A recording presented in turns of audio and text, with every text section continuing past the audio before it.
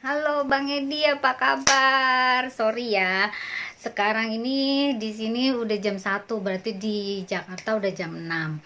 Saya baru sempet karena baru selesai acara. Hore, aku lulus, sudah selesai. Thank you so much. Thanks God. Makasih doanya ya.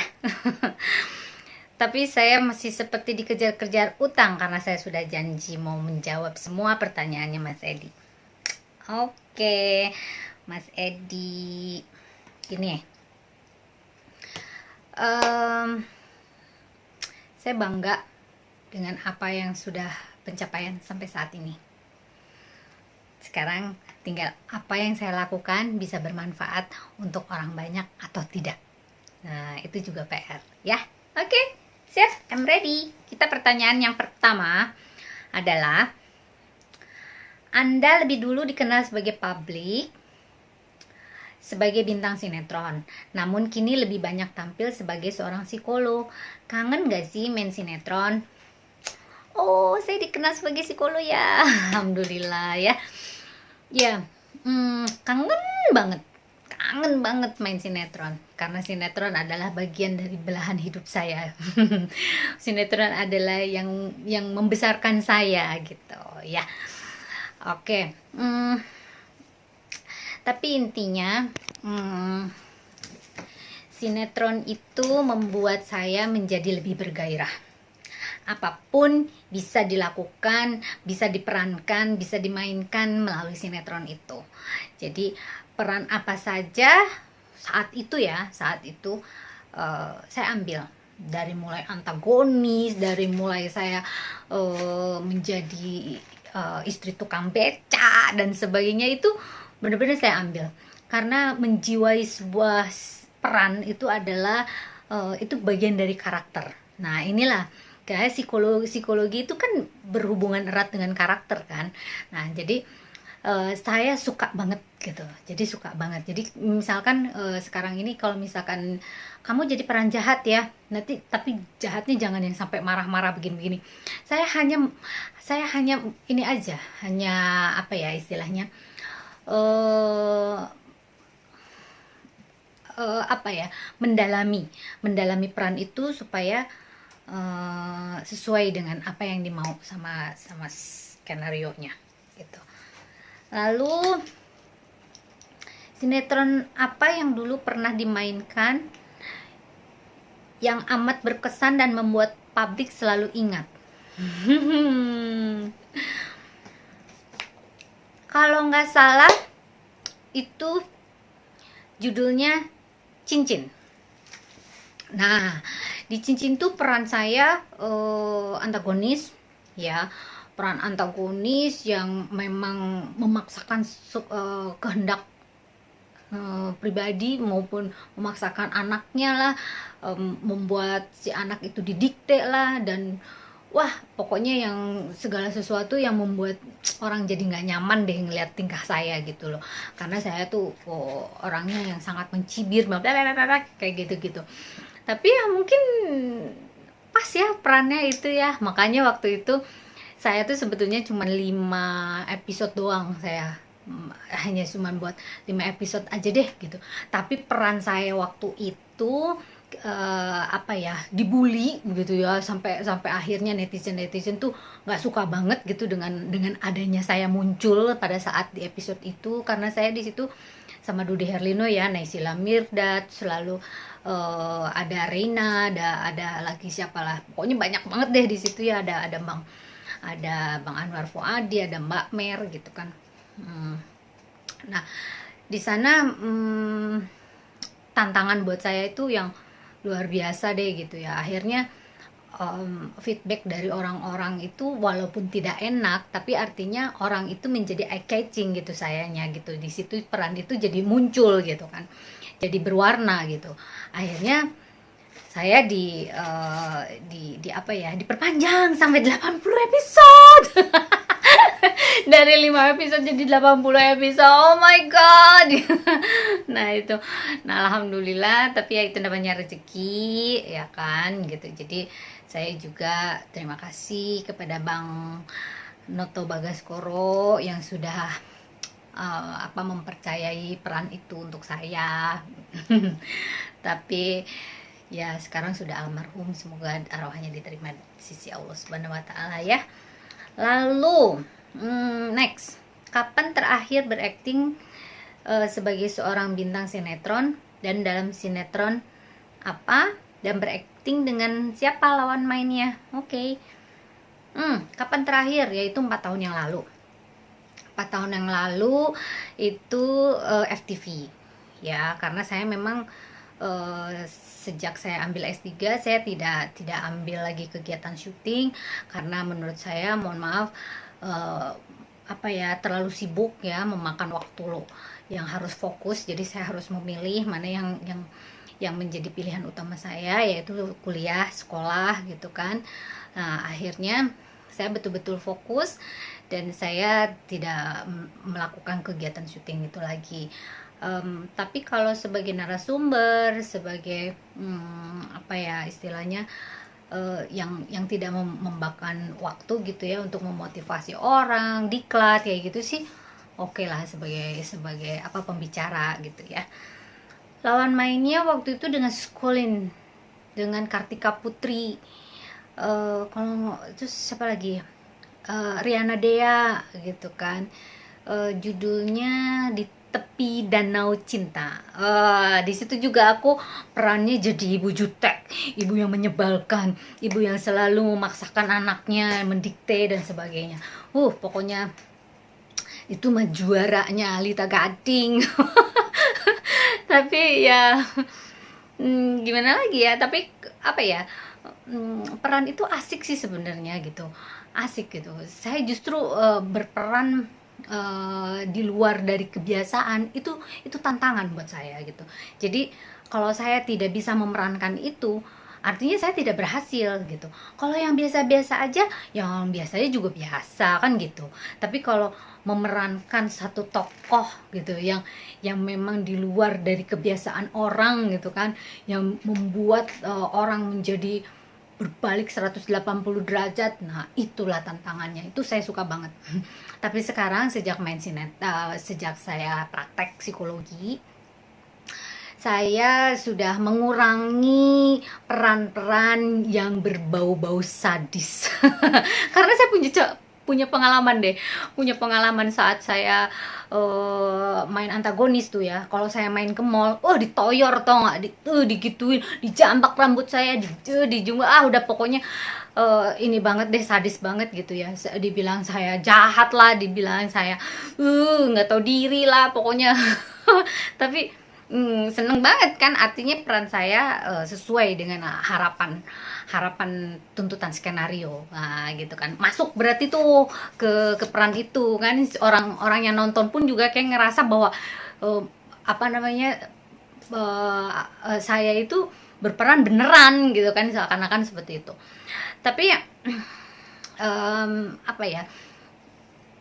ada pengalaman lagi tuh. Jadi pada saat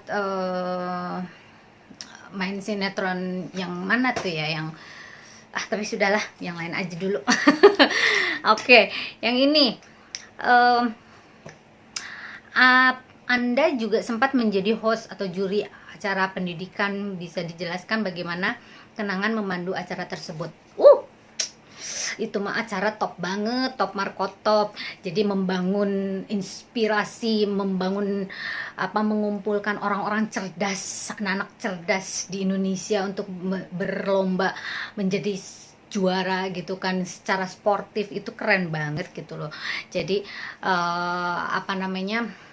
saran saya sih, mudah-mudahan ada acara serupa yang bisa membagi dan membentuk anak-anak cerdas itu bisa menjadi lebih maju lagi. Karena Indonesia ini ada di tangan mereka loh gitu untuk kedepannya gitu. Karena mereka kalau tidak cerdas, orang nggak akan jadi pemimpin bangsa yang jujur ya, yang jujur dan memang betul-betul smart gitu. Jadi ya saya rasa itu perlu digalakkan. Dan host itu, saya sebetulnya untuk jadi juri itu ya, mohon maaf, sebelumnya juga sering, cuman acara menjadi juri, menjadi host yang panjang episodenya dan ditayangkan setiap hari oleh TV swasta, ya saya bangga gitu.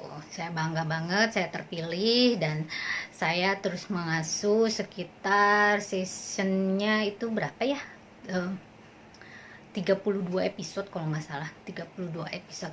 Yang buat saya sih pendek itu, karena saya pernah juga lebih panjang dari itu. tapi acaranya bagus kan, jadi sebetulnya buat saya sih itu kurang panjang gitu. Kalau bisa dipanjangin lagi gitu. Yuk kita bikin yuk. Kedepannya kalau ada peluang lagi untuk menjadi pengasuh acara di televisi, pengen acara seperti apa? Pengen acara seperti apa? Ya tentu karena background saya adalah S3 psikologi, psikologi klinis dan forensik. Ya saya inginkan yang berbau-bau psikologi gitu kan. Kan sekarang ini banyak sekali kasus-kasus di dunia atau di lingkungan sosial itu hal-hal yang menyangkut kejiwaan ya. Jadi itu penting sekali. Jadi jangan hanya konsen kepada medis saja. Nah, tapi kesehatan mental kita tidak peduli. Nah, itu juga nggak bagus gitu. Jadi harus seimbang gitu antara mental dengan medis gitu. Karena kalau jiwa kita terguncang, pikiran kita nggak sehat, justru akan mempengaruhi kepada badan kita secara fisik gitu loh. Nah, akhirnya menjadi medis kan gitu. Jadi harus betul-betul kita happy dulu, bagaimana mengkondisikan manusia atau individu itu menjadi seseorang yang penuh semangat, happy, bisa bermanfaat untuk orang banyak. Nah, itu seperti itu gitu kan. Hal-hal yang menjadi unek-unek bisa terpecahkan di sana gitu. Atau curhat dong atau apa kek di sana gitu. Menurut saya tuh bagus banget ya. Mudah-mudahan sih ada ya, saya kepengen banget sih gitu. Nanti kan kita bisa mengundang narasumber dari berbagai pihak gitu ya, yang nanti akhirnya disimpulkan secara psikologis gitu. Itu kan bagus banget gitu. Oke, next. Pertanyaan berikutnya, kalau boleh memilih antara sinetron dan psikolog, sebenarnya Anda pilih yang mana? Oke, saya memilih psikolog. Karena psikolog adalah main jobnya saya, dan sinetron adalah side job saya. Side job, hobi yang bisa menghasilkan, yang bisa mengkolaborasi kepribadian saya menjadi lebih dinamis gitu ya. Itu buat saya sangat apa ya, pilihan yang tepat lah gitu, karena kita kan hidup ini harus memilih ya, jangan dua-duanya ya. Kalau bisa beriringan kenapa tidak gitu, tapi mungkin kalau secara intensif pasti akan ada yang harus dipilih pastinya gitu ya. Oke, so apa lagi? Boleh diceritakan kini Anda sedang menambah studi apa di negeri Belanda? Oke, ya, saya di sini sedang mengambil forensic psychology, forensic of the law. Ya, psikologi forensik, jadi hukum psikologi forensik. Nah, di sini saya mendapat beasiswa dari sebuah institusi besar, yang mana saya di sini dikirim sebagai perwakilan psikolog untuk menimba ilmu di sini ya, di Belanda, mengambil sertifikasi forensiknya. Itu saya juga ucapkan terima kasih kepada Bapak Tito Karnavian. Waktu itu kan beliau yang mencetusnya sewaktu masih jadi Kapolri. Jadi beliau inginkan ada bibit-bibit yang bibit-bibit potensial yang bisa memajukan negara Indonesia ini untuk bisa bersinergi dengan kepolisian. Karena bidang kajian saya itu